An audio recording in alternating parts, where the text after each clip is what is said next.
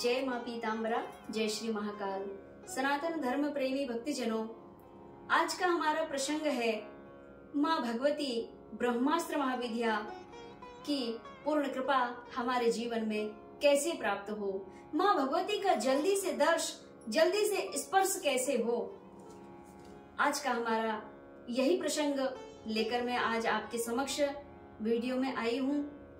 बड़े ध्यान पूर्वक आज के प्रसंग को आप सुने, क्योंकि माँ भगवती के दिव्य साक्षात्कार होने का प्रसंग है, पाने का प्रसंग है।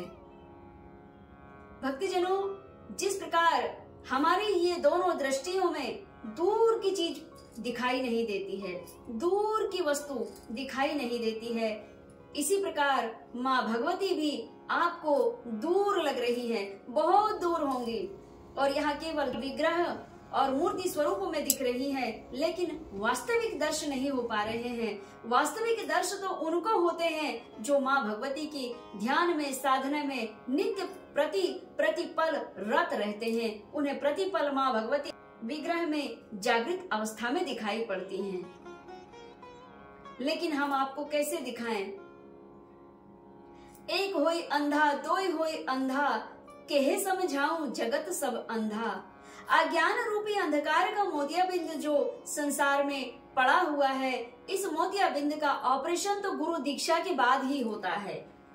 गुरु आपको जब प्राप्त होता है तो आपके जीवन में अज्ञान रूपी अंधकार से जो मोतियाबिंद छाया हुआ है, इसका ऑपरेशन करके और उस मोतियाबिंद को हटा देते हैं और गुरु मंत्र के स्वरूप में आपको नाम दीक्षा प्रदान करते हैं। जिस नाम दीक्षा के प्रभाव से, जिस नाम दीक्षा को आप भजते भजते उस परम दिव्य परम सत्य का बोध आपको हो पाता है, पूर्ण सत्य का ज्ञान आपको हो पाता है।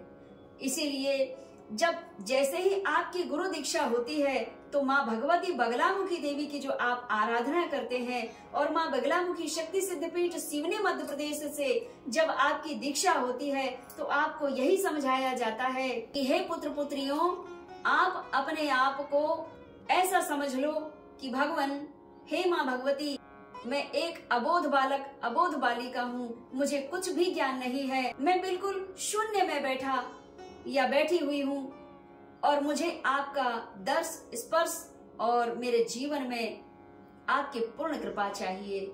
ऐसी भावना रख करके जब आप गुरु दीक्षा के बाद भगवती की आराधना करते हैं तो मैया की कृपा पूर्ण प्राप्त होती है। भगवती को आप समझ लीजिए, माँ भगवती एक पतंग है जो दूर है, हमें दिखाई नहीं दे रही है, और आप समझ लीजिए आपका जो मंत्र है वह धागा समझ लीजिए।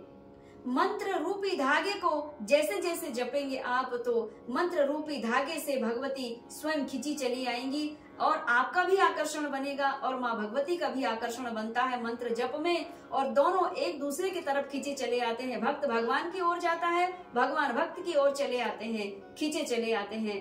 भक्त भगवान की ओर खींचा चला जाता है मंत्र के प्रभाव से, और भगवान भी मंत्र के, भगवती भी मंत्र के प्रभाव से आपकी ओर खींची चली आती है, और फिर एक दिन दोनों का मिलन हो जाता है। अद्भुत क्षण होता है वो। संसार की संपूर्ण शक्तियां फिर उस महाभगवती, इन महाभगवती के अधीन हो जाती हैं और सारी शक्तियां आपके समक्ष होती हैं। फिर आप चुन नहीं पाते हैं कि हम कौन कौन सी शक्ति का दर्श करें, स्पर्श करें, इनका नाम क्या है, और फिर वह साधक का जीवन सफल हो जाता है। और जब भगवती का दर्श और स्पर्श हो जाता है तो साधक के मन में चल रही सारी कामनाओं की अपने आप पूर्ति होने लगती है और साधक का जीवन और साधक के परिवार का जीवन भी खुशहाल और नवनिहाल हो जाता है।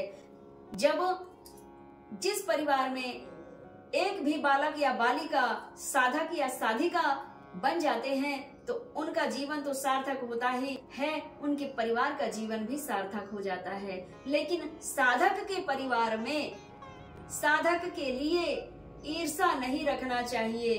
अगर ईर्षा जो रखता है तो भगवान उनका हिसाब अवश्य लेते हैं। साधक तो प्रतिपल प्रसन्न चित्त रहता है। हाय हाय मेरी मौज फकीरी में।